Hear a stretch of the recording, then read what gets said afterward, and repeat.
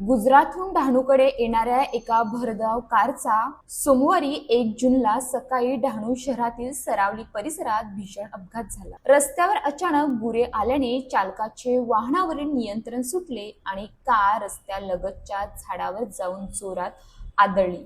या अपघातात कारमधील 5 जण जखमी झाले असून त्यांच्यावर स्थानिक रुग्णालयात उपचार सुरू आहेत। मिळालेल्या माहितीनुसार संबंधित कुटुंबीय गुजरातमधून डहाणूतील नातेवाईकांच्या भेटीसाठी येत होते। डहाणू चारोटी राज्य मार्गावरील सरावली येथील कल्पदीप रुग्णालयाजवळ पोहोचताच त्यांच्या कार समोर अचानक गुरांचा कळप आला। गुरांना धडक बसू नये म्हणून चालकाने वाहन वळवण्याचा प्रयत्न केला, मात्र भरधाव वेगामुळे वाहनावरील नियंत्रण सुटले आणि कार थेट रस्त्याच्या कडेला असलेल्या झाडावर आदळली। अपघाताची तीव्रता इतकी मोठी होती की कारच्या पुढील भागाचे मोठ्या प्रमाणात नुकसान झाले। धडकेचा आवाज ऐकून परिसरातील नागरिक तात्काळ घटनास्थळी धावले। अपघातग्रस्त वाहनात अडकलेल्या जखमींना बाहेर काढण्यासाठी स्थानिकांनी मदत केली।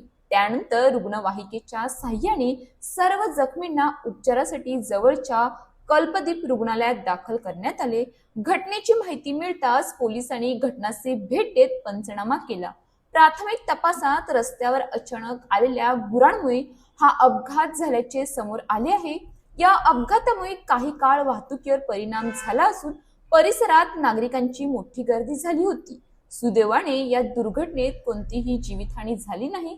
जखमींची प्रकृती स्थिर असल्याची माहिती वैद्यकीय सूत्रांकडून मिळाली आहे। या घटनेमुळे महामार्ग व राज्य मार्गावर मोकाट जनावरांच्या वाढत्या वावराचा प्रश्न पुन्हा ऐरणीवर आला आहे। रस्त्यावर अचानक येणारी मोकाट गुरे जीवघेणी ठरू शकतात।